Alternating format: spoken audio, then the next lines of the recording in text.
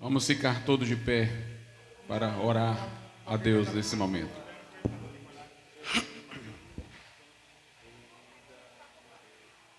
Oi, som, ei. Oi, ei, som. Soberano e altíssimo Deus, eterno Pai, Criador dos céus e da terra, mantenedor do universo, regente, sábio, justo, benigno, juiz de toda a terra, nós te adoramos e te bendizemos, porque também temos conhecido a tua misericórdia, o teu amor salvífico, revelado através de Jesus Cristo, que por nós se encarnou e tomou nossas dores, nossos pecados, para aniquilá-los na cruz do Calvário, abrindo caminho, rompendo o véu, para que nós tivéssemos reconciliação contigo, perdão para os pecados, novidade de vida. Senhor, habita no meio dos louvores nessa noite, encontra em nosso ambiente, em nosso meio, liberdade, Senhor, para agir, para operar, para falar a cada coração. Que o Senhor faça o Evangelho resplandecer e Cristo ser exaltado, engrandecido, bendito neste lugar, Senhor. Convence do pecado, da justiça, do juízo, Senhor, e faz grande a tua presença aqui entre nós. Nós queremos te rogar também por pessoas que estão enfermas, Senhor. Pelo irmão Apolônio, que não é da nossa igreja, mas irmão de tua serva que aqui congrega. Que o Senhor possa, meu Deus, socorrê-lo em suas dificuldades, problemas de saúde, Senhor. Traz cura e traz vitória. Eu rogo também por Vitória, criança de 12 anos, ó Deus, que tem sido assistida pela tua serva irmã Lúcia, que tem feito trabalho em hospitais e que, acometida de leucemia e outras enfermidades, ó Deus, teve seu lar invadido por facções, ó Deus, trazendo-lhe um estado de choque e muita aflição. Cuida, meu Deus, dessa jovem, Senhor, dessa adolescente, meu Deus. Dá equilíbrio emocional, dá, meu Deus, fortaleza, Senhor, dá reabilitação, restauração, que o Senhor, de modo sobrenatural, possa lhe vir ao encontro, trazendo consolo, uma experiência espiritual restauradora, Senhor.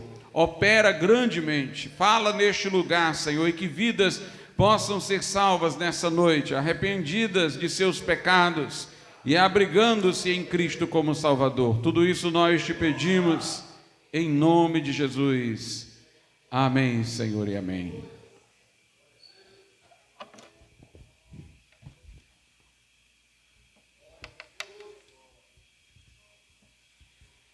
Hino de número 398, do cantor cristão. Se paz a mais doce me deres gozar, se dor a mais forte sofrer,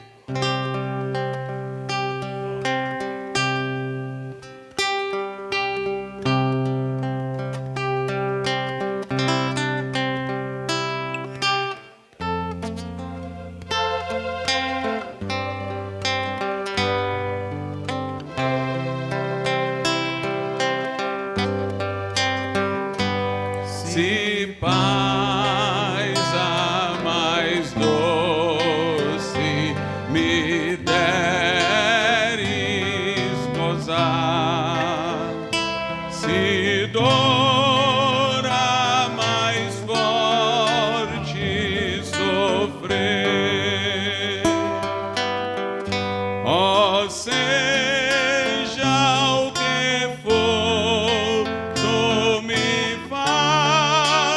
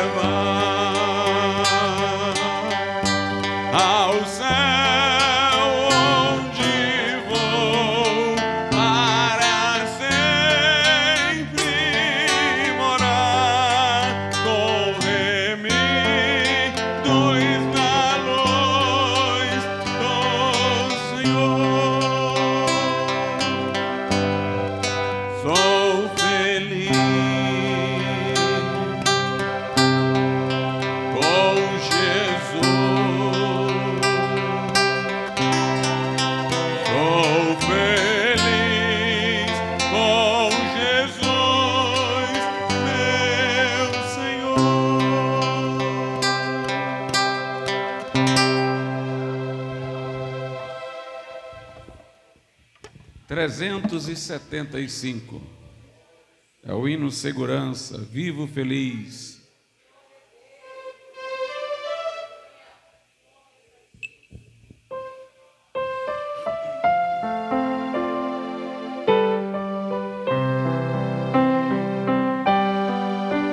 Vivo feliz, pois sou de Jesus e já desfruto o gozo da luz. Sou por Jesus herdeiro de Deus, Ele me leva à glória dos céus.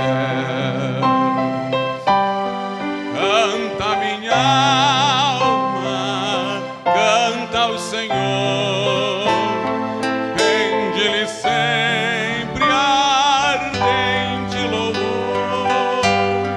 Canta minha alma, canta ao Senhor, rende-lhe sempre ardente louvor.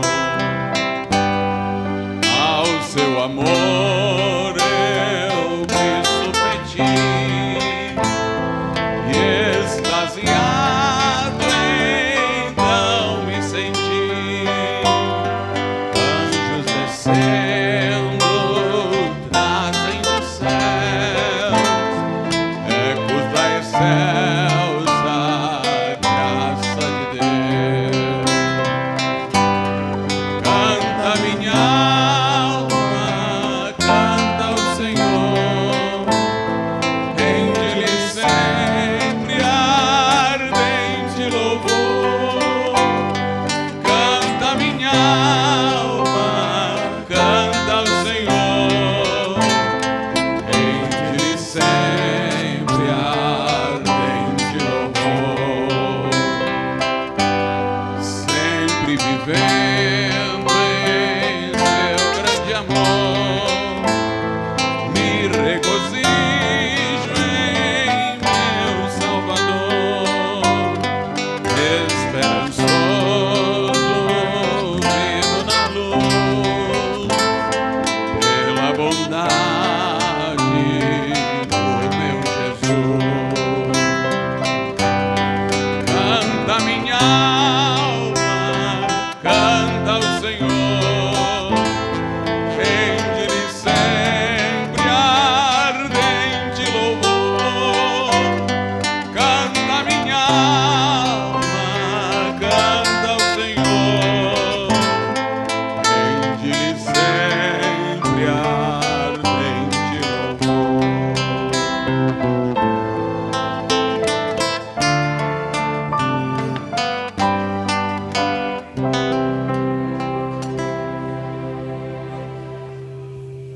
Soberano e eterno Deus, nós te louvamos antes de tudo pelo privilégio de podermos contribuir na tua casa com os nossos dízimos e ofertas, ó Pai, porque nossa vida te seria inútil estando nós arruinados no pecado.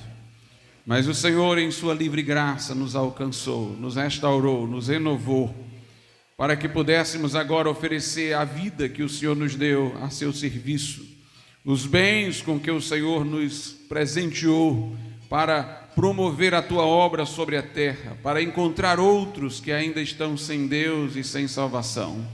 Que o Senhor abençoe todo aquele que contribui com alegria, que adora o Senhor como seu provedor, através deste momento.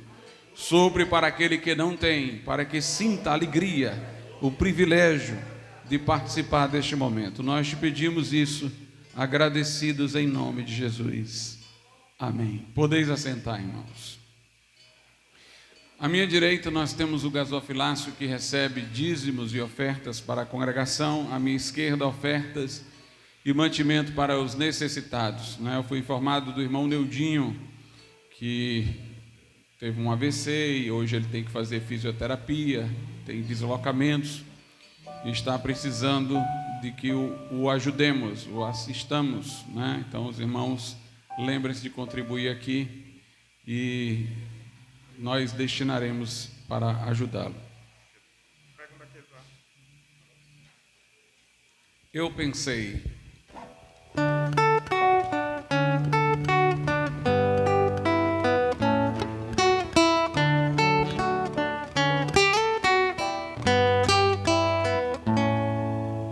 Eu pensei em me isolar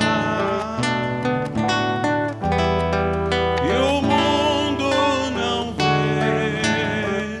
Caminhei sem destino no mundo perdido que me angustiava por haver nascido.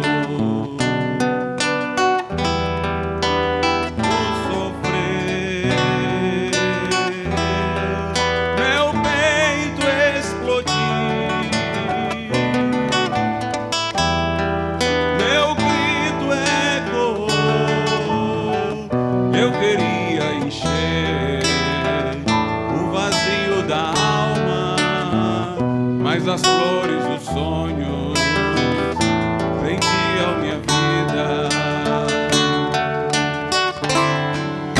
Todavia Deus amou-me e abriu em mim meus olhos e deixei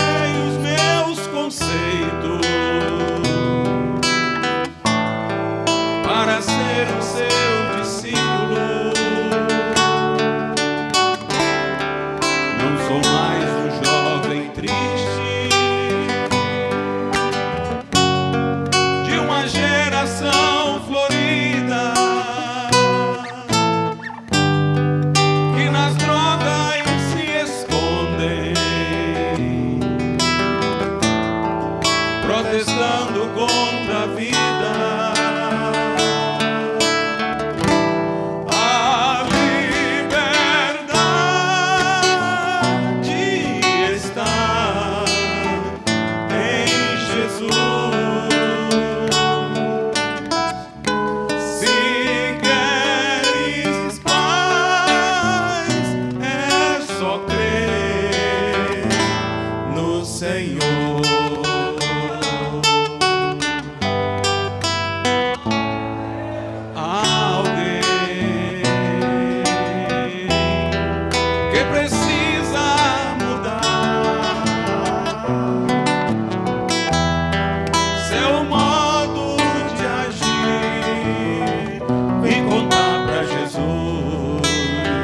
Seus problemas e dores, vem depressa aceitar o autor de sua vida.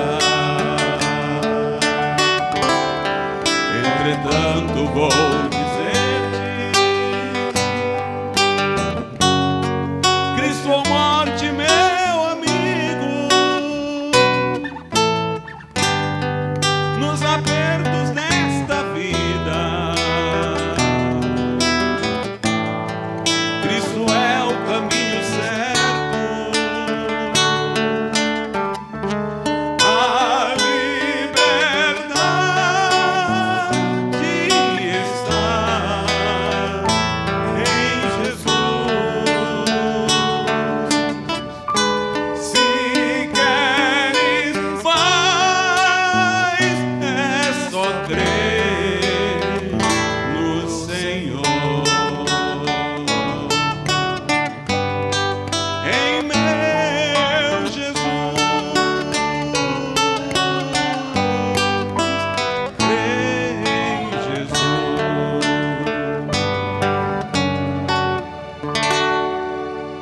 Aleluia, fiquemos de pé, irmãos. Liberdade só em Jesus.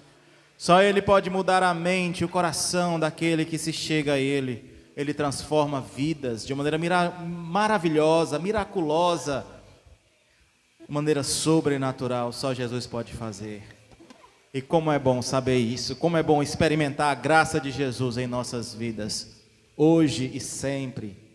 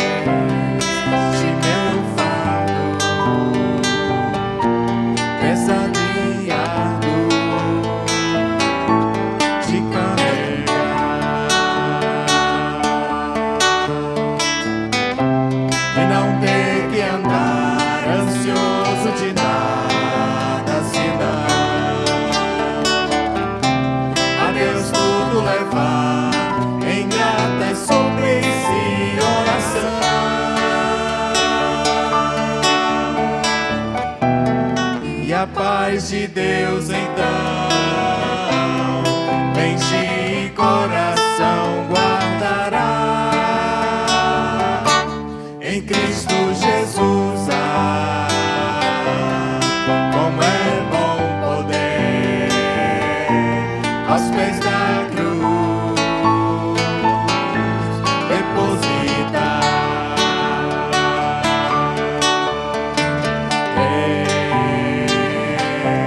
Este meu fardo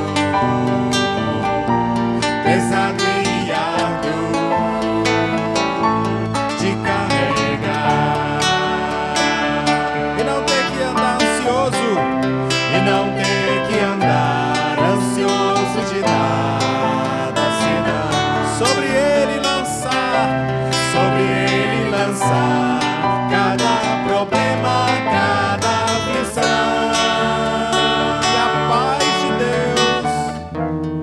E a paz de Deus então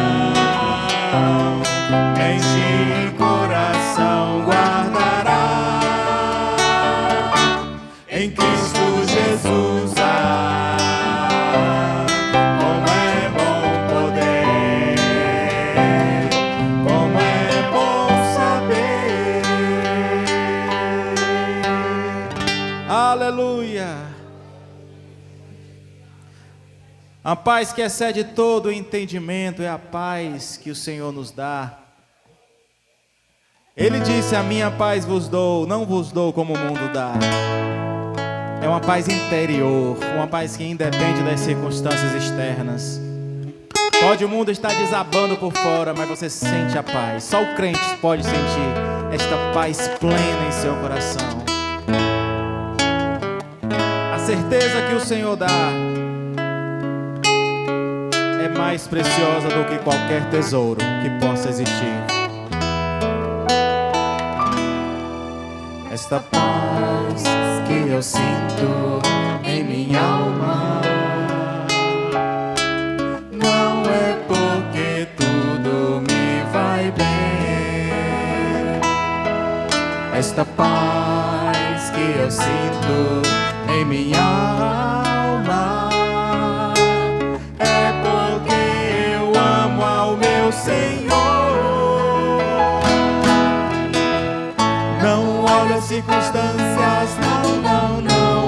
Olho o seu amor, seu grande amor. Não me guio por vistas, alegre estou. Não olho as circunstâncias, não. Olho o seu amor, seu grande amor. Não me guio por vistas, alegre estou. E ainda que os campos não floresçam, Abacuque, e a vide não dê o seu fruto, ou ainda que os montes se lancem ao mar, ou que a terra trema, hei de confiar. Não olhe as circunstâncias, não.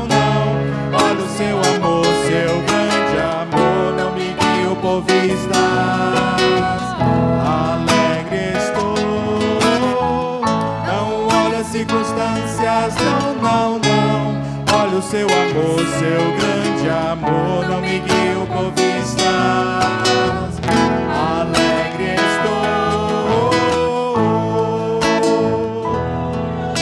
Aleluia, glória e aleluia. Aleluia, glória ao meu Senhor. Toda glória e honra a Ele, Deus seja louvado. Aleluia. Aleluia.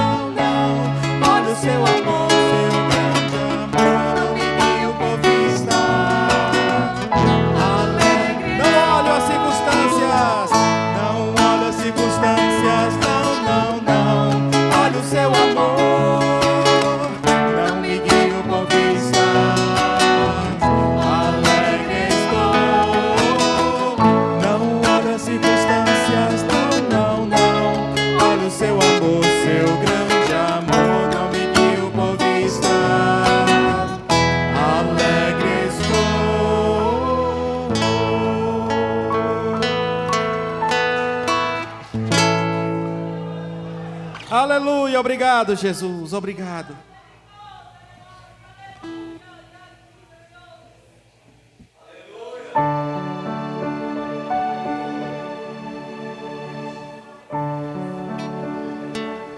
Por isso que nós o amamos.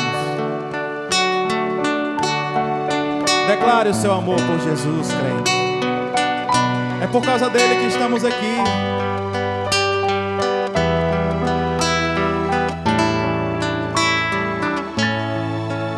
Eu te amo mais que a abelha ama a flor.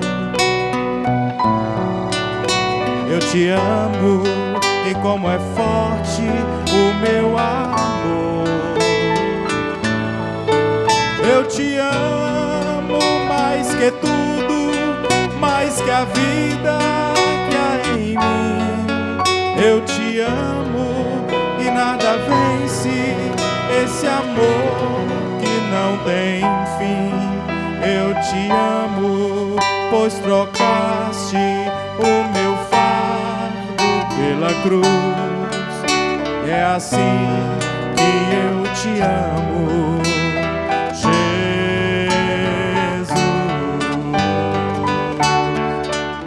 Eu te amo mais que um preso anseia ver toda a luz da liberdade e assim viver. Eu te amo mais que o nauta ama a pátria que deixou, mais que o pobre exilado ama o chão que o desprezou. Eu te amo mais que o cego possa desejar a luz. É assim que eu te amo, Jesus. Quero ouvir a igreja. Eu te amo mais que a abelha. Eu te amo mais que a abelha ama a flor.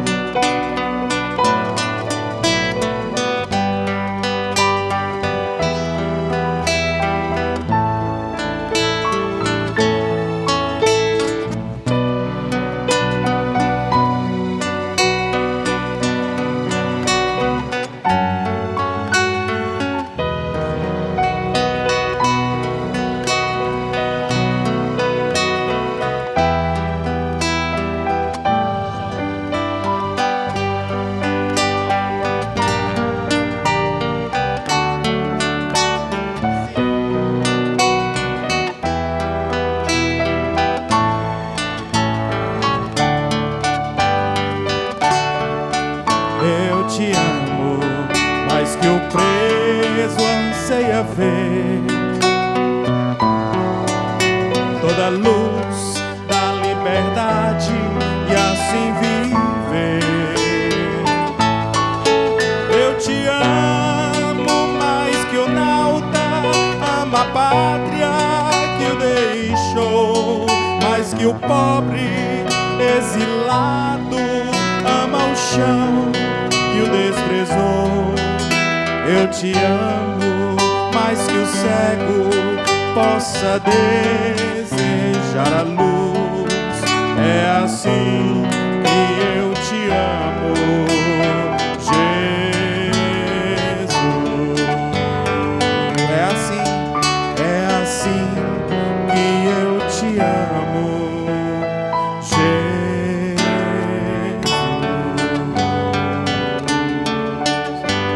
Nós te amamos, Jesus, porque tu nos amaste primeiro. Aleluia. E hoje Ele convida cada um a um encontro com Ele, a um relacionamento íntimo e pessoal, não com uma religião, não com uma igreja, não com um pastor, não com homens, mas com Jesus. Você e Jesus, Jesus e você. E Ele convida suavemente ao teu coração e diz: vem, vem, você que se reconhece pecador, vem. Ele chama mansamente e suavemente.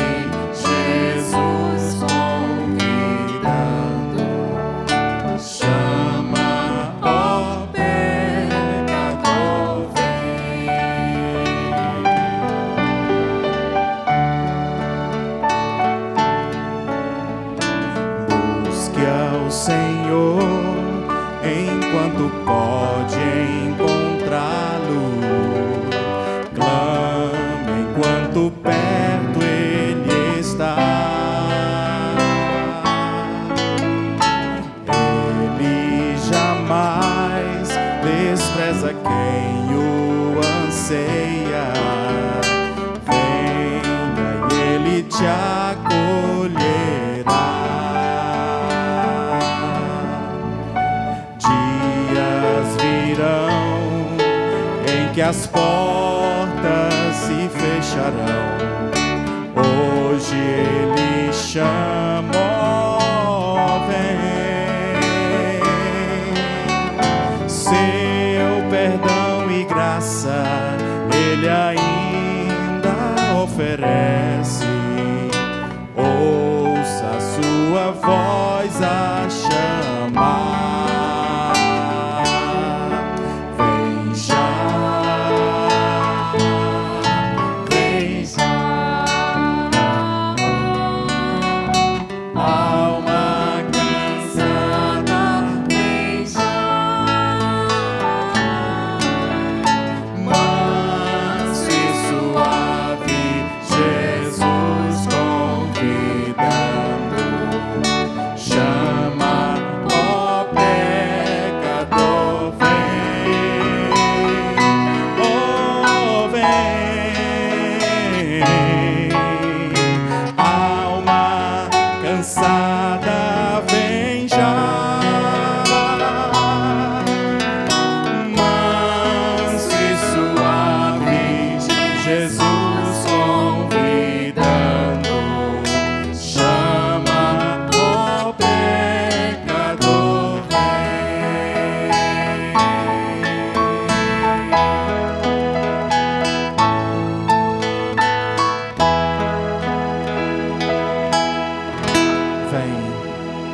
Amém.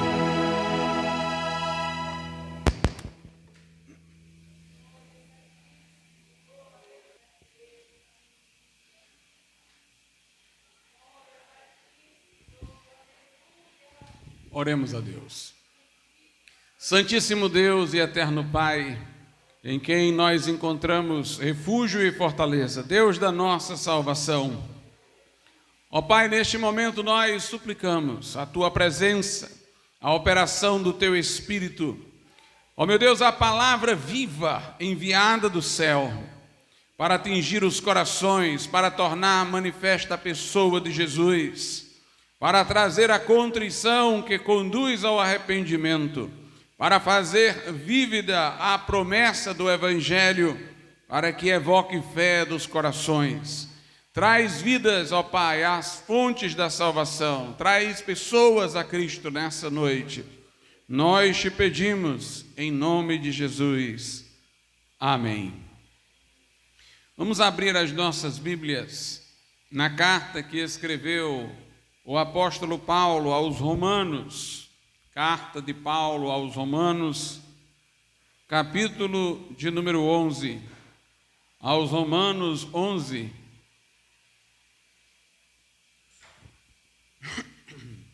A partir do verso 33.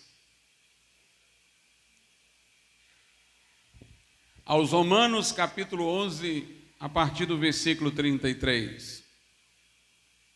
Ó profundidade das riquezas, tanto da sabedoria como do conhecimento de Deus. Quão insondáveis são os seus juízos e quão inescrutáveis os seus caminhos. Porque quem compreendeu a mente do Senhor, ou quem foi seu conselheiro, ou quem lhe deu primeiro a ele para que lhe seja recompensado? Porque dele, e por ele, e para ele são todas as coisas. Glória, pois, a ele eternamente. Amém. Podeis assentar.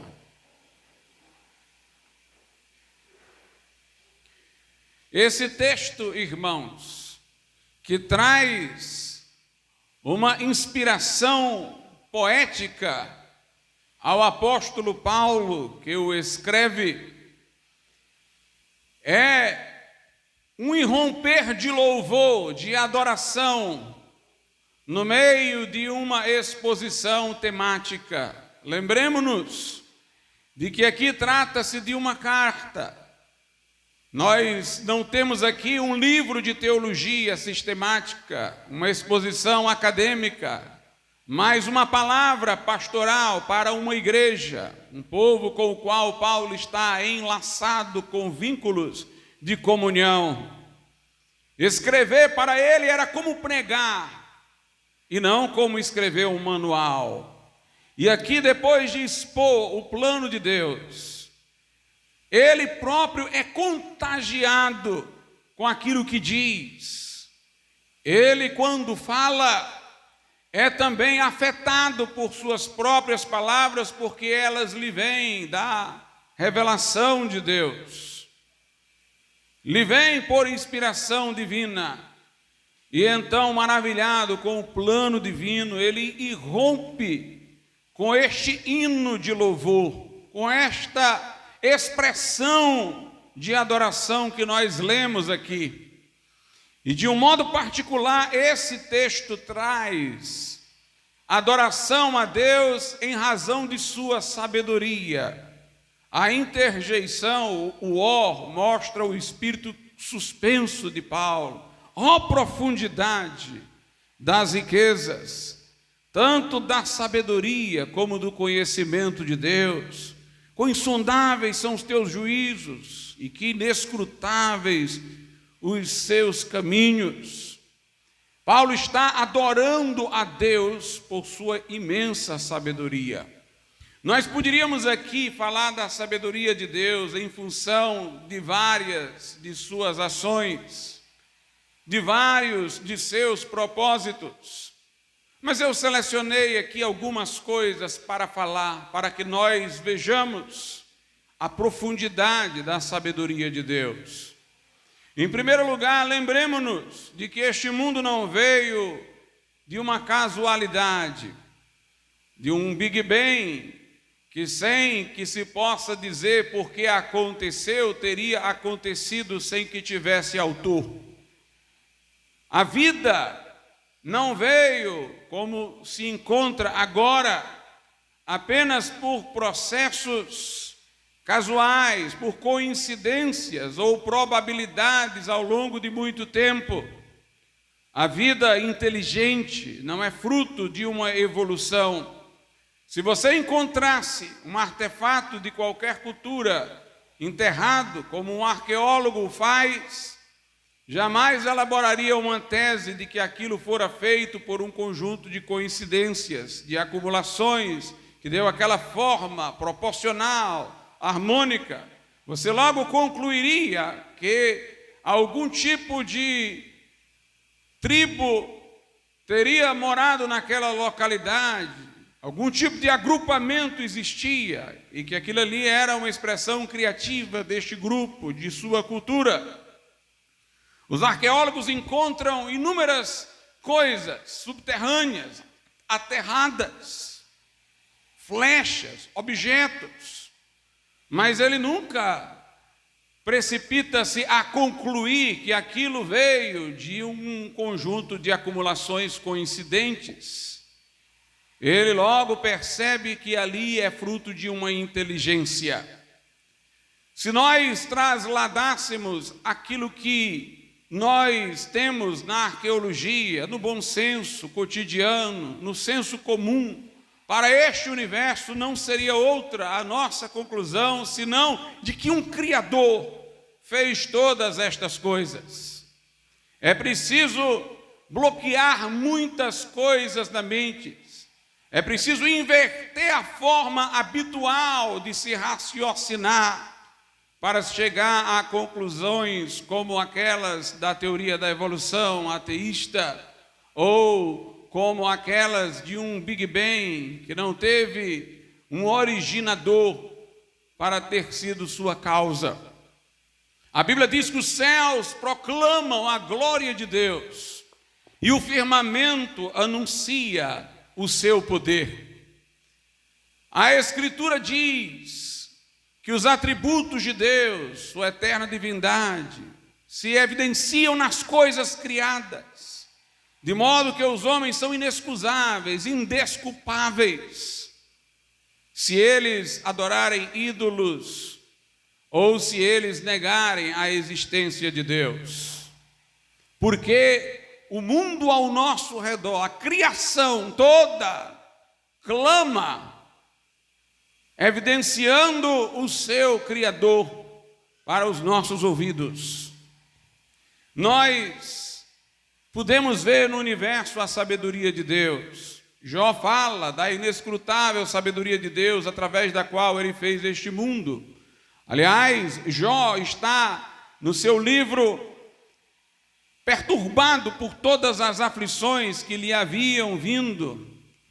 Ele não sabia o porquê. Seus amigos diziam que era por causa que ele havia abandonado a Deus, mas ele sabia que não havia abandonado. O que o diabo queria ao afligir Jó era que ele blasfemasse. Ele não blasfemou, mas ele ficou confuso. Por quê? E quando Deus se lhe apresenta para virar o seu quadro, abençoá-lo e mostrar que tinha um propósito com tudo aquilo que lhe acontecera, Deus aproveita para dizer: Jó, onde tu estavas quando eu fiz todas estas coisas? E ali nós temos uma descrição de vários detalhes do mundo criado. E Deus dizendo a Jó que ele não poderia sondar como fora feito tudo aquilo. Nós temos o salmista dizendo que nos é um mistério como se formam os ossos, como se forma a vida no ventre materno. Meus amados irmãos, nós podemos ver ordem nesse universo. Os planetas, mais particularmente no sistema solar, giram dentro de sua órbita. Se dela saíssem um pouco para cá, um pouco para lá, nós teríamos um desastre cósmico. Se a Terra fosse mais próxima do Sol, nós seríamos queimados. Se mais afastada, nós morreríamos pelo frio. Então nós vemos padrões exatos. Nós podemos perceber nas 4 estações do ano a serventia que elas possuem para a forma de se encontrar a vegetação. Nós podemos observar a distinção entre o dia e a noite. Se sempre fosse noite, nós não teríamos como trabalhar. Por isso existe o dia, mas ao mesmo tempo a noite traz-nos a quietude, paralisa tudo por falta do sol, para que haja a possibilidade do descanso. Nós podemos perceber que há terra e mar. Se só houvesse mar, nós não teríamos de onde tirar o nosso pão. E se tudo fosse terra, nós não teríamos água. Um criador, um artista sábio, criou todas as coisas, deu ordem a todas as coisas através da sua sabedoria. Uma das coisas que mais incomodava o filósofo grego Platão era saber como o homem estava sendo uma alma inserido dentro de um corpo. Ele percebera que o corpo pertencia à terra, mas ele dizia: a alma é algo celestial. Como essas duas substâncias puderam no homem se encontrar, se entrosar? Ele criou mitos para explicar isso. Já dizia que os seus mitos não eram, na realidade, como as coisas foram, mas eram tentativas de explicar o que aconteceu. Imaginou espíritos pré-existentes vivendo no céu e depois, por alguma transgressão, descendo em direção à matéria e ficando enclausurados no corpo. Ele fez várias explicações mitológicas alternativas, tentando encontrar um caminho para essa junção. Mas a Bíblia nos diz como Deus fez. Deus fez o homem do pó da terra e soprou nele o espírito de vida. O nosso corpo veio realmente da terra e do pó, mas o nosso espírito veio de Deus.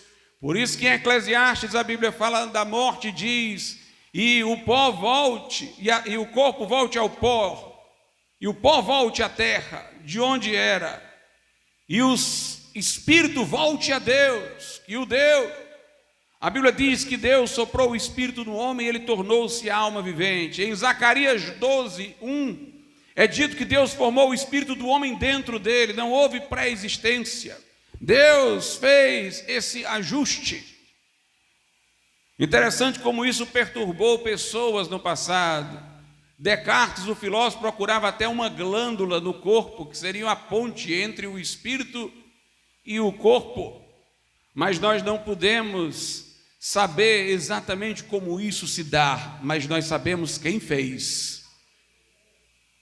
Deus criou-nos dotados de racionalidade. Com essa racionalidade, nós não só fazemos cálculos, mas descobrimos a ordem do universo. Interessante que os homens, pelas descobertas científicas, se tornam arrogantes, quando na verdade o que o homem descobriu é bem pequeno em relação a tudo que o universo é.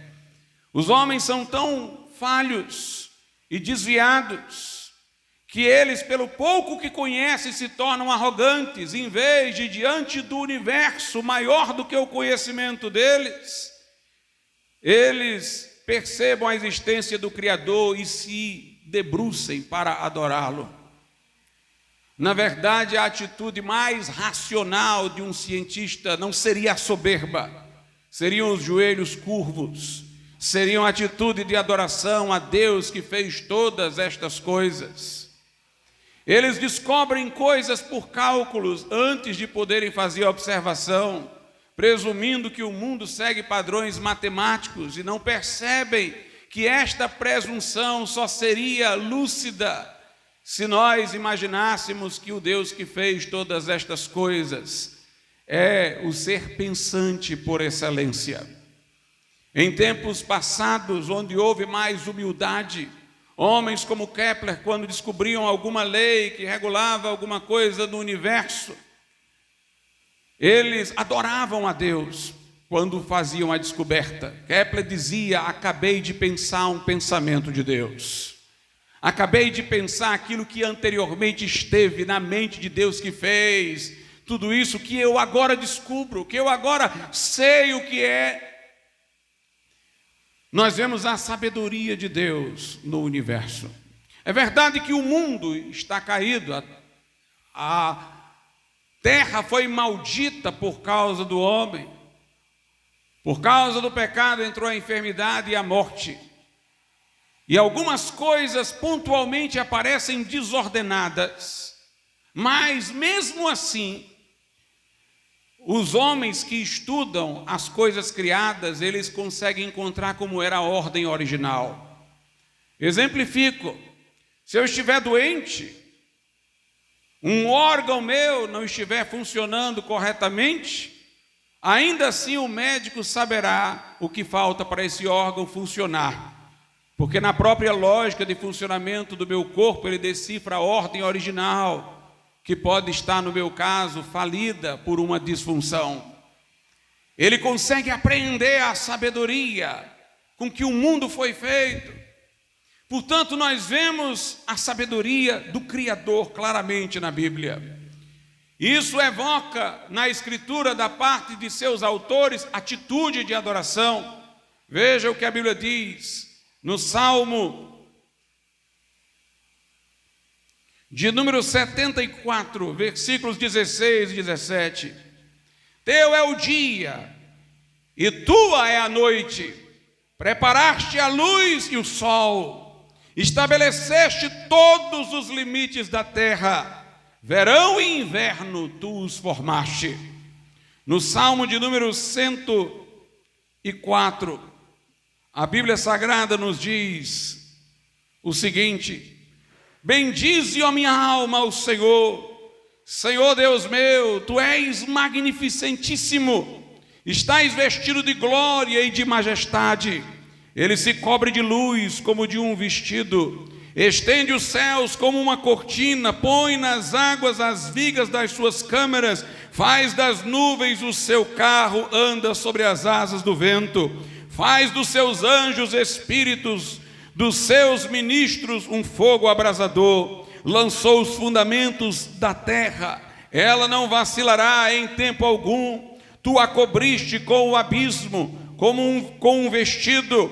As águas estavam sobre os montes, a tua repreensão fugiram, a voz do teu trovão se apressaram, subiram aos montes, desceram aos vales, até ao lugar que para elas fundaste. Termo lhes puseste, que não ultrapassarão, para que não tornem mais a cobrir a terra. Tu, que fazes sair as fontes nos vales, as quais correm entre os montes, dão de beber a todo animal do campo, os jumentos monteses matam a sua sede. Junto delas as aves do céu terão a sua habitação, cantando entre os ramos. Ele rega os montes desde as suas câmaras, a terra farta-se do fruto das suas obras. Faz crescer a erva para o gado, a verdura para o serviço do homem, para fazer sair da terra, e o vinho que alegra o coração do homem, o azeite que faz reluzir o seu rosto, e o pão que fortalece o coração do homem. As árvores do Senhor fartam-se de ceifa, os cedros do Líbano que ele plantou, onde as aves se aninham, quanto a cegonha, a sua casa é nas faias. Os altos montes são para as cabras monteses, e os rochedos são refúgios para os coelhos. Designou a lua para as estações, o sol conhece o seu ocaso. Ordenas a escuridão e faz-se noite, na qual saem todos os animais da selva. Os leõezinhos bramam pela presa, e de Deus buscam seu sustento. Nasce o sol e logo se acolhem, e se deitam nos seus covis. Então sai o homem à sua obra e ao seu trabalho até a tarde. Ó Senhor, quão variadas são as tuas obras! Todas as coisas fizeste com sabedoria, cheia está a terra das tuas riquezas.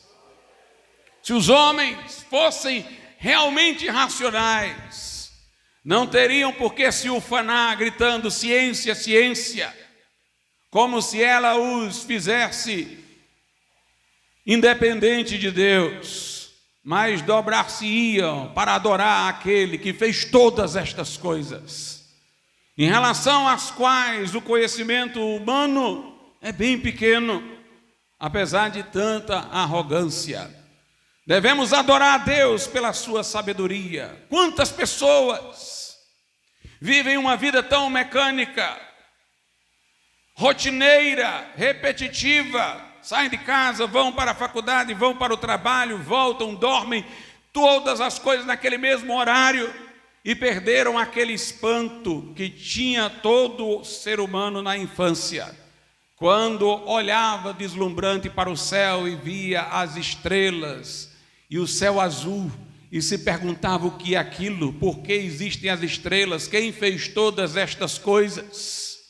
De certa maneira nós temos que voltar a esta infância. Os homens estão tão dominados pela tecnologia, absorvidos por estas coisas, que perderam a capacidade de olhar ao seu redor, perderam a capacidade de entenderem aquilo que Kant disse quando falou: duas coisas me espantam, o céu estrelado acima da minha cabeça e a lei moral escrita dentro de mim. O Deus que criou este mundo pôs no homem também uma lei moral, pela qual ele tem sua consciência como instrumento de juízo para lhe advertir do bem e lhe reprovar do mal. Homens que reiteram seus pecados fazem calar a voz da consciência, mas originalmente ela estava lá como uma lembrança da moralidade que corromperam. Meus amados irmãos, nós devemos nos fazer as perguntas que fazíamos na infância. Nós devemos nos maravilhar outra vez com este mundo criado, com a sabedoria do artista que fez todas estas coisas, que disse haja luz e houve luz, que disse produzam as águas os peixes e elas produziram, apareçam as aves no céu. O Deus que disse eis que tudo é muito bom. Quando ele disse isso e deixou isso registrado na sua palavra, foi para nós. Deus não estava dizendo para si mesmo, estava dizendo para você dar o amém. Eis que tudo é muito bom, para você dizer amém. Portanto, nós devemos olhar para a criação e adorar a Deus pela sua sabedoria. Mas Deus é o regente da história, é o governante da história humana. A Bíblia é um livro essencialmente histórico. Seus temas não poderiam ser compreendidos senão dentro da história. Adão pecou e transgrediu, Deus lhe pronunciou palavras de maldição, mas em sua misericórdia prometeu o Messias. Julgou o mundo no dilúvio, mas depois escolheu Abraão, para dele vir a nação, da qual também viria o Messias. Escolheu os patriarcas, depois de Abraão, Isaque e Jacó, formou as 12 tribos de Israel, e da linhagem de Davi prometeu o Messias. Este povo de Israel é outro mistério que a humanidade não sabe explicar, porque naquela época havia moabitas, filisteus, perizeus, mas ninguém ouve mais falar desses povos. Mas o povo de Israel está aí até hoje.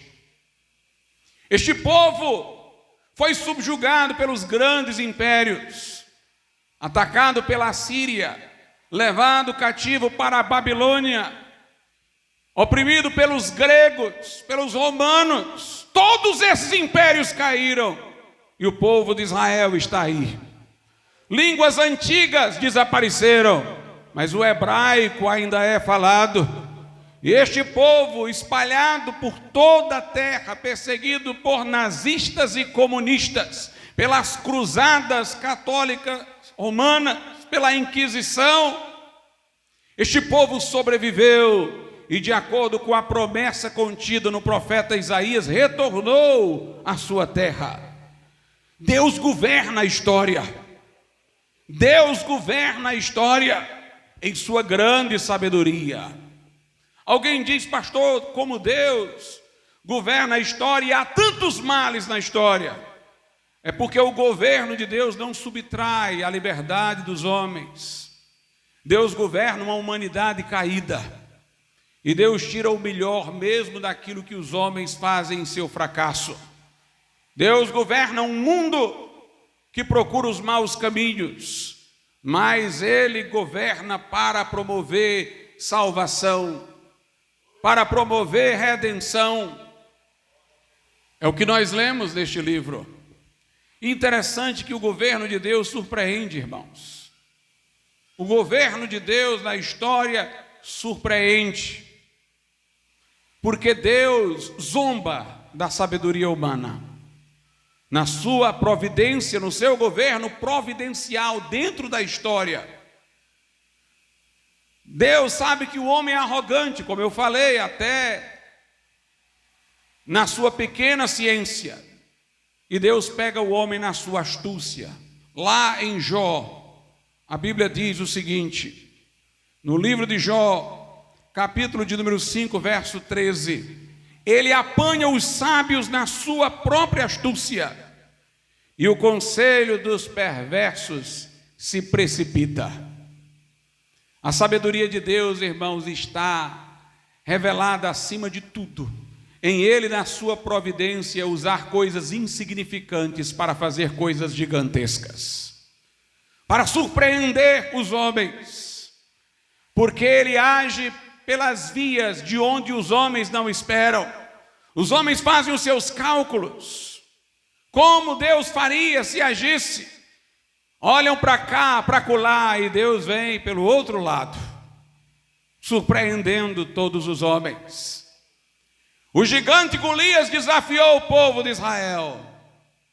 Ele não foi ao chão pela instrumentalidade de um guerreiro musculoso, mas do pequeno Davi, que não aguentava nem o peso da armadura que Saul quis lhe dar.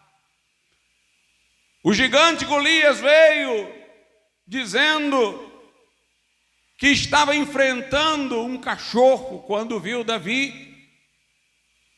Davi disse, tu vens a mim com a espada, a lança, o escudo, eu vou a ti em nome do Senhor dos Exércitos. E naquele dia uma funda venceu o escudo e a espada, e uma pedra derrubou o gigante. E esse Davi tornou-se rei de Israel, diante dos muros de Jericó, Deus orientou o seu povo para que ficasse andando em círculos em volta da cidade, tocando trombetas, uma atitude aparentemente sem nenhuma racionalidade. Tornou-se aquilo ali para o povo de Jericó um objeto de zombaria. Mas o que é que acontece? O povo foi todo para as muralhas, para ficar olhando lá de cima, para zombar daquele povo, fazendo aquela coisa esquisita de andar em círculos, tocar trombeta. E então, quando Deus determinou as muralhas para cair, todos os que estavam lá, a grande multidão que tinha ido para ver aquela loucura, foi abaixo, junto com as muralhas, e Israel se apoderou daquele lugar.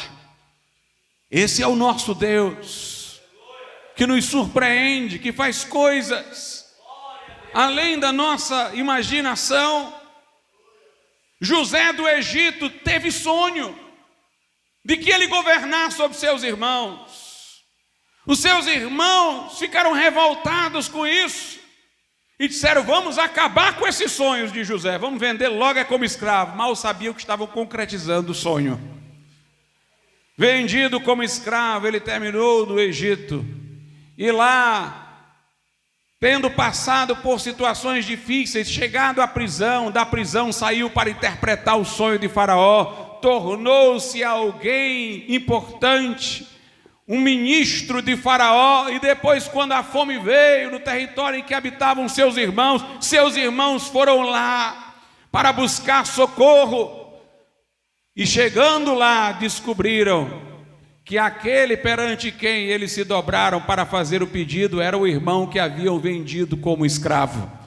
E José do Egito disse: vocês intentaram contra mim o mal, mas Deus converteu em bem.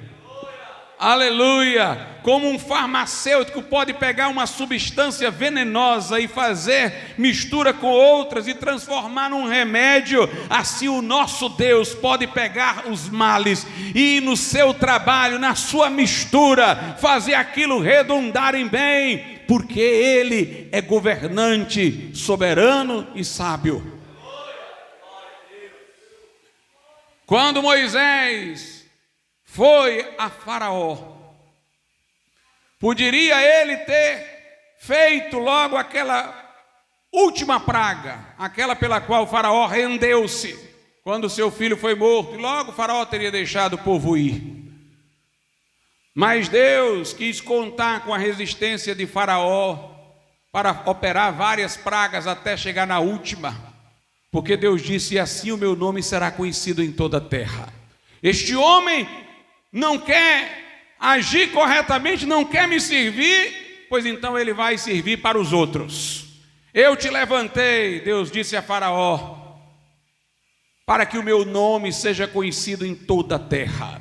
A história sobre aquelas pragas se difundiu por todo lugar. Quando o povo de Israel estava indo na direção da terra de Canaã, lá em Canaã já se sabia.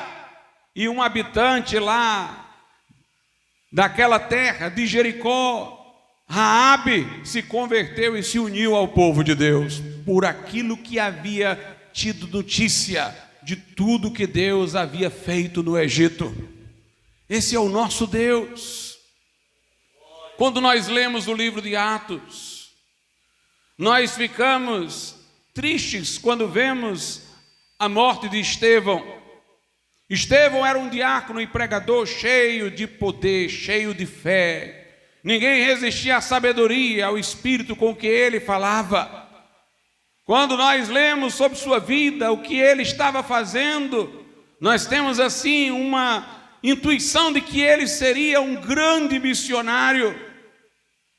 Mas com brevidade de vida, ele sucumbe, sendo Marte. Mas o que nós não levamos em conta é que o viu morrer o apóstolo Paulo, que não era ainda o apóstolo Paulo, era Saulo, perseguidor da igreja. E foi o que ele viu e ouviu de Estevão que o impressionou tanto, que por fim o fez render-se a Cristo, quando Jesus lhe apareceu no caminho de Damasco. E Estevão morreu para deixar um outro que faria mais do que ele, o apóstolo São Paulo. Portanto, nós percebemos como Deus governa, irmãos. Com a morte de Estevão veio uma perseguição sobre a igreja e a espalhou. Deus havia dito para a igreja pregar em todas as partes. Mas eles começaram a pregar em Jerusalém, formou-se uma grande comunidade. E eles não saíam de lá para fazer missões em outro canto, mas com a morte de Estevão veio uma perseguição. Eles foram espalhados e Deus, pela perseguição, levou o evangelho às outras partes. Tentavam matar os cristãos, e alguém pode dizer que tragédia, cristãos eram devorados por animais em arenas, eram queimados, eram mortos pelo Império Romano. Mas foi aquilo ali que gerou conversão de muita gente. Os teatros, as arenas, lotavam para ver o espetáculo. Imaginavam cristãos correndo e animais perseguindo-os para dilacerar o corpo deles. Mas quando as pessoas chegavam ali, viam cristãos cantando. E até os animais recuando, intimidados. Até os animais ficavam surpresos com aquele povo ali cantando, e muita gente começava a se questionar: eu não estou pronto para morrer assim? Eu não tenho essa esperança, eu não tenho essa segurança. Um grande pai da igreja chamado Justino de Roma estava numa dessas arquibancadas e ele deixou sua vida filosófica pagã e abraçou a fé, vendo a maneira como os cristãos morriam. E Tertuliano disse: o sangue dos mártires é a semente da igreja. Por isso nós não precisamos desesperar, irmãos. Deus está no comando. Às vezes a situação parece difícil para a igreja, para a obra, para as nossas vidas individuais, mas fiquemos no centro da vontade de Deus e esperemos que Deus, na sua sabedoria, dê sentido a todas as coisas, porque Ele governa, Ele administra. Aleluia. As pessoas prenderam o apóstolo Paulo e disseram: pronto, agora a expansão do evangelho acabou. O principal pregador deles está na cadeia. Nunca imaginavam que ali na cadeia Paulo ia escrever as cartas. Paulo pregando falava só aquele povo. Paulo preso fala até hoje, porque escreveu cartas na prisão. E Paulo diz assim aos Filipenses, capítulo de número 1, a partir do versículo de número 12: e quero, irmãos, que saibais que as coisas que me aconteceram contribuíram para maior proveito do evangelho, de maneira que as minhas prisões em Cristo foram manifestas por toda a guarda pretoriana e por todos os demais lugares, e muitos dos irmãos no Senhor, tomando ânimo com as minhas prisões, ousam falar a palavra mais confiadamente, sem temor. Os irmãos, vendo que Paulo não recuou com a perseguição, não se intimidou, criaram coragem também para começar a pregar. Deus governa a sua igreja em sua sabedoria. A Bíblia diz em Romanos, capítulo de número 8, todas as coisas cooperam para o bem dos que amam a Deus, que são chamados segundo o seu propósito. Este bem não é o bem-estar mundano e secular, a aquisição de coisas materiais. Este bem é espiritual, é o propósito de Deus no seu reino. É a nossa santificação. Deus está no comando da história e dos acontecimentos. Confia nele, meu irmão, espera nele. Aleluia. Para Jó pareceu confuso, mas Deus continuava no comando. Quando tudo parece esquisito, Deus ainda está no comando, Ele ainda está lá. Ele ainda está lá. E o evangelho que pregamos, irmãos, é a manifestação gloriosa também da sabedoria de Deus, que surpreende os homens. Quando o homem transgrediu e pecou, ele arruinou sua natureza. E todos os homens que do primeiro vieram ao mundo, vieram com uma natureza arruinada pelo pecado. De maneira que falta ao homem, em sua condição caída, as energias para fazer o bem como Deus requer. O bem que ele julga fazer pode ter valor social, mas não atende ao padrão mais exigente de Deus, que não quer só atos, mas um coração que faça aquilo por amor integral a Deus, para a glória de Deus, sem autopromoção, sem autogratificação. E o homem sempre toma do que faz alguma coisa para si, para massagear seu ego, para se auto-enobrecer, para tomar aquilo como crédito numa barganha com Deus. Portanto, todos pecaram e destituídos estão da glória de Deus. Como Deus poderia salvar este homem? Alguém diz, pastor, ele não é todo poderoso e pode todas as coisas. Sim, ele pode todas as coisas, mas ele não quer todas as coisas. Ele não quer, por exemplo, agir em contradição consigo mesmo, nem seria Deus se o fizesse. A Bíblia diz que no Pai das luzes não há mudança nem sombra de variação. A Bíblia diz que Deus não pode negar-se a si mesmo, foi Ele que criou a ordem moral. E de acordo com esta ordem moral, o salário do pecado é a morte, e a alma que pecar, esta morrerá. Se o agravo que fizemos foi na relação com o Deus infinito, a penalidade é infinita. O bem que você faz é do seu tamanho, o mal que você faz é tão grave quanto aquele a quem você fez mal. O que quero dizer é que se eu receber uma visita na minha casa de uma figura eminente, um presidente da República, isso é algo maior do que simplesmente o meu amigo que vai todo dia na minha casa e na minha casa. Como ele é uma figura eminente, o ato bom dele é maior, tem o seu tamanho. Por outro lado, se eu insultar o meu amigo, meu irmão, isso não é tão grave como se eu insultar uma figura pública, uma autoridade. Porque o tamanho do meu agravo se mede por aquele que eu insultei. Então todo o bem que nós fazemos não vai além do nosso tamanho, é finito. Mas quando transgredimos a lei de Deus, nós fazemos um agravo em relação a Deus, que é infinito. Nós só podemos fazer um bem limitado, mas o mal que fizemos é de gravidade infinita. Não há nenhum bem que você possa fazer que compense o mal que você praticou. Se foi ao Supremo Juiz que você ofendeu, então sua penalidade só pode ser eterna, o inferno eterno. Como Deus poderia usar de misericórdia para com este homem? Deus é misericordioso, quis nos salvar. Mas como o faria? Porque se ele simplesmente perdoasse a todos ou a alguns, desprezando sua lei, as consequências do pecado, ele negaria a si próprio. Nem Deus seria, porque Deus é por definição imutável, fiel a si mesmo.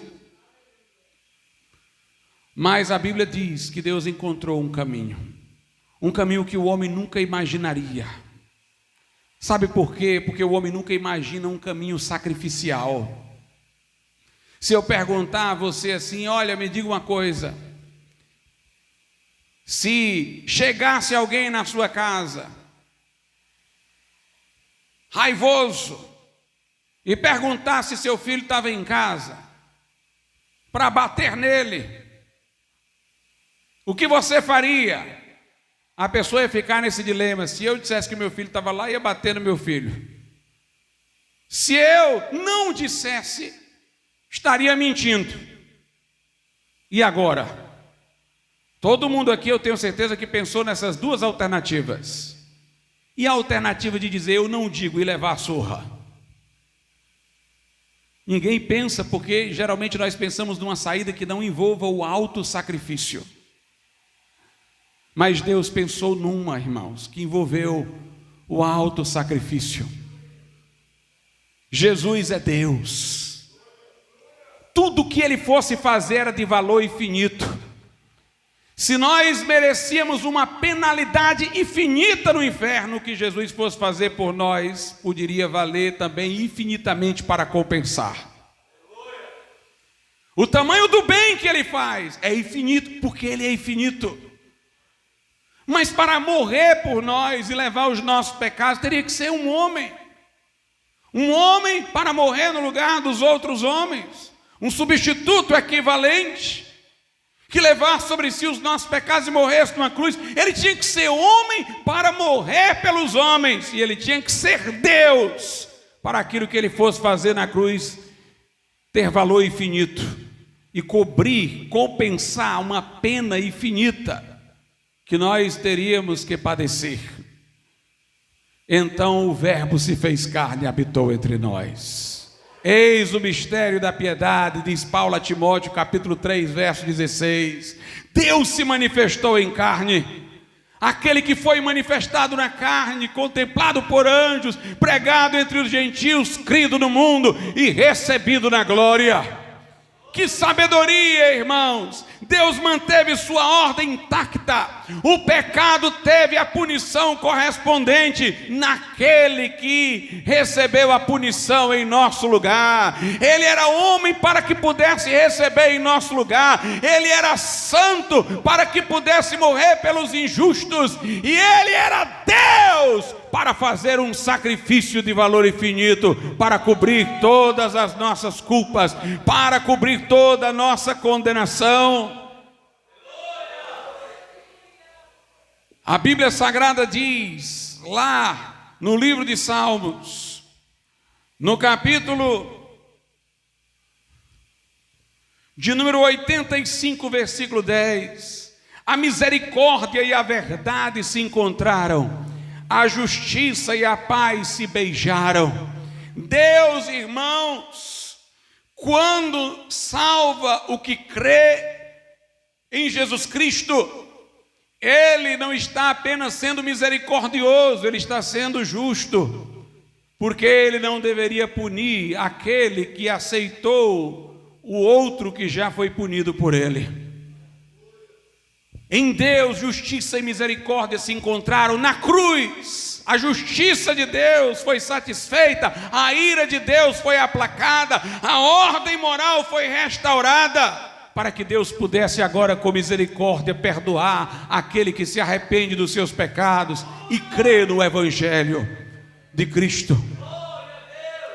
A Bíblia Sagrada diz lá em 1 Coríntios, capítulo de número 1, o seguinte: acerca da sabedoria de Deus na redenção.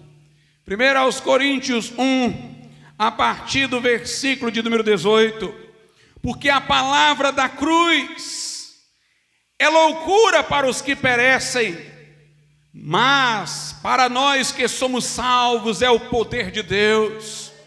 Porque está escrito: destruirei a sabedoria dos sábios e aniquilarei a inteligência dos inteligentes. Como eu disse, Deus surpreende o sábio na sua astúcia. Deus vem pelo caminho que ele não imagina, para que o homem deixe de ser arrogante. Pois visto, diz aqui, o versículo 20, onde está o sábio? Onde está o escriba? Onde está o inquiridor deste século? Porventura não tornou Deus louca a sabedoria deste mundo? Pois visto que na sabedoria de Deus o mundo não conheceu a Deus pela sua sabedoria, o mundo não conheceu a sabedoria de Deus por sua sabedoria humana.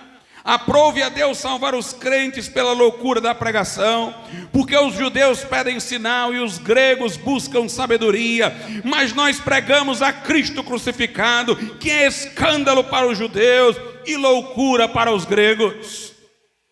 Mas para os que são chamados, tanto judeus como gregos, lhes pregamos a Cristo, poder de Deus e sabedoria de Deus, porque a loucura de Deus é mais sábia do que os homens, e a fraqueza de Deus é mais forte do que os homens, porque bem vedes, irmãos, a vossa vocação, que não são muitos os sábios, segundo a carne, nem muitos os poderosos, nem muitos os nobres que são chamados. Mas Deus escolheu as coisas loucas deste mundo para confundir as sábias, e Deus escolheu as coisas fracas deste mundo para confundir as fortes, e Deus escolheu as coisas vis deste mundo, e as desprezíveis, e as que não são, para aniquilar as que são, para que nenhuma carne se glorie perante Ele. No verso 31 diz: para que, como está escrito, aquele que se gloria, glorie-se no Senhor. O mundo esperava, se Jesus realmente viesse, um Jesus que viria imponente, mas ele nasceu numa manjedoura e foi criado por um carpinteiro. Deus, irmãos, revelou força na fraqueza, Deus revelou grandeza na pequenez, Deus revelou-se na humanidade e revelou o seu poder em cima de uma cruz, para confundir os sábios, para confundir os homens. E esse Cristo ressuscitou ao terceiro dia, para morar no coração de todos aqueles que o invocam através do seu Espírito. Nós somos ordenados a pregar o Evangelho, a contar essas boas notícias, a dizer o que Deus fez, a pregar a sabedoria de Deus no Evangelho. E a resposta humana que faz com que o homem receba a salvação de Deus, providenciada na cruz, é o arrependimento e a fé. Não somos salvos por nossas obras. Como eu disse, elas nunca seriam suficientes. Mas tem uma teologia que diz assim: de fato, o homem não pode fazer todas as obras que Deus requer. Deus, em sua misericórdia, diminui o peso, mas algumas obras têm que ser feitas. Deus abranda, mas o homem tem que fazer o melhor que pode, aí Deus só ajuda perdoando no resto. Como se a salvação pudesse, em alguma medida, depender de nós. A Bíblia não ensina isso. Até na forma como Deus escolheu nos salvar tem sabedoria, irmãos. Em Efésios 2, diz assim, versículos de números 8 e 9: porque pela graça sois salvos, por meio da fé, e isto não vem de vós, é dom de Deus, não vem das obras, para que ninguém se glorie. É verdade que depois que nós entregamos nossa vida a Jesus, há uma mudança em nossa vida que Deus opera para a gente andar em novidade de vida. O verso 10 que segue diz isso: porque somos agora feitura sua, criados em Cristo Jesus para as boas obras, as quais Deus preparou para que andássemos nelas. Nós somos salvos para depois andarmos em boas obras. Nós não somos salvos por causa das obras. As obras não estão antes da salvação, mas depois, não lhes são causa, mas fruto. Mas note, pela graça sois salvos por meio da fé. Isto não vem de vós, é dom de Deus, não vem das obras para que ninguém se glorie. Pastor, porque há sabedoria nessa forma com que Deus escolheu nos salvar. Porque se você prestar atenção à história da queda lá no Éden, você vai ver que duas coisas geraram a queda. Primeiro, falta de fé. Adão e Eva não creram na palavra de Deus. Deus tinha dito: olha, se vocês comerem dessa árvore, morrerão. Morrerão. O diabo disse: não, ele falou isso, mas não morre. Não morre. E preferiram acreditar no diabo, que apareceu na forma da serpente naquele momento, que não tinha feito nada pelo homem, a acreditar em Deus, que tinha cercado o homem com uma vida cheia de bênçãos, que tinha coroado o homem na sua criação. Falta de fé na palavra que Deus dissera. A segunda coisa foi o desejo de autonomia. O diabo disse: olha, vocês não vão morrer, mas vocês vão ser como Deus. Ou seja, não vão precisar mais aprender com Ele. Vocês vão saber por vocês mesmos o bem e o mal. Não precisarão depender dele, vocês serão divindade para vocês mesmos. Se nós fôssemos salvos pelas obras, irmãos, nós teríamos de que nos ufanar. Este homem que já caiu pelo desejo de autonomia, ele perpetuaria isso dizendo: não, eu tive uma colaboração. Agora não, Deus quer mostrar ao homem que ele não é nada, que ele não faz nada, ele tem que depender de Deus. A salvação é pela fé e a fé vem pelo ouvir, o ouvir a palavra de Deus. Eu confio nas promessas de Deus. E o interessante é que, segundo a Bíblia, não há fé sem arrependimento. E o arrependimento é exatamente quando eu nego a minha autonomia. O arrependimento é quando eu digo para mim mesmo: viver sem Deus, viver como regente da minha própria existência foi um fracasso. Arrependimento não é só eu me arrepender deste ato, daquele ato, é eu me arrepender da minha filosofia de vida autocentrada. Jó disse: eu me abomino no pó e na cinza. Paulo disse: em mim mesmo não habita bem algum. Miserável homem que sou, quem me livrará do corpo desta morte? Primeiro eu me arrependo, e no meu arrependimento, aquele desejo, eu vou ser como Deus, lá do Éden, morre. Não, eu não sou como Deus, eu sou um miserável. Como aquele publicano que Jesus disse que entrou no templo e nem sequer ousava levantar a cabeça ao céu, mas batia no peito e dizia: tem misericórdia de mim, porque eu sou pecador. Agora não é mais o homem querendo ser Deus, é o homem dizendo: eu não sou nada, eu sou pó e cinza, eu sou pecador, eu sou transgressor, eu sou o perdido, eu sou o miserável. E a palavra de Deus, que o homem não creu no Éden, agora ele crê. Deus está dizendo: eu posso lhe perdoar, eu posso lhe restaurar através de Jesus, através do sangue de Jesus eu posso lhe purificar de todo o pecado. E eu me agarro a essa promessa, eu confio no Deus que enviou Jesus para morrer por mim, eu me agarro a isso, eu creio nisso, eu creio em Deus, eu creio em Jesus, eu creio que Ele me salva. A forma como somos salvos pelo Evangelho, irmãos, é a inversão do que aconteceu no Éden. Não mais eu, agora Cristo. Não mais desconfiar da palavra de Deus, se agarrar a ela como esperança, a sua promessa. Deus escolheu nos salvar de maneira que nenhuma carne pode se gloriar na presença dEle. Eu não posso dizer: eu fiz isso, eu fiz aquilo, eu ajudei uma parte, ainda que 10%, 5%, 1%, não. Só reconheci minha miséria e me abri em fé para receber. Eu não paguei pelo presente, só estendi a mão para receber, através da fé. Nós não vamos chegar no céu contando vantagem, vamos chegar no céu glorificando a Deus. Fostes comprado por bom preço, glorificai a Deus no vosso corpo e no vosso espírito, não pelas obras, para que ninguém se glorie. Lá em Romanos 4 a Bíblia diz que Abraão, fortalecido pela fé, deu glória a Deus. A fé dá glória a Deus, porque a fé diz: não eu, ele, não o que eu sou, mas o que ele é, não o que eu fiz, mas o que Jesus fez, não meus esforços, mas a promessa. A ele seja glória. Que sabedoria, irmãos, que sabedoria. Por isso que Paulo para o seu discurso para adorar. Ó profundidade das riquezas e da sabedoria e do conhecimento de Deus.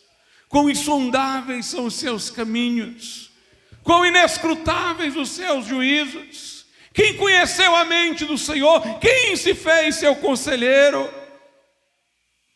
Porque dele, por ele e para ele são todas as coisas. Glória, pois, a ele eternamente. Amém. Vamos ficar de pé nesse momento na presença de Deus.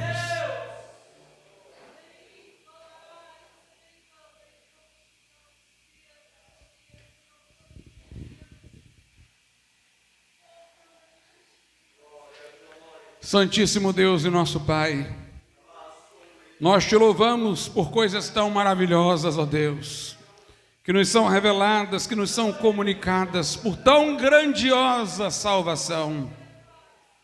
Ó Deus, que pessoas, ó Pai, não se mantenham indiferentes a isso. Que corações não se petrifiquem diante de tão grande misericórdia. Esmiuça a penha, derrete o coração de homens e mulheres, traz a convicção de pecado, o arrependimento, Senhor, e traz a fé que se agarra às promessas, que dá glória a Deus, que crê na fidelidade da palavra divina, na suficiência da obra de Cristo, que o chama como Salvador e Senhor. Nós te pedimos isso, Pai, em nome de Jesus. Amém, Senhor.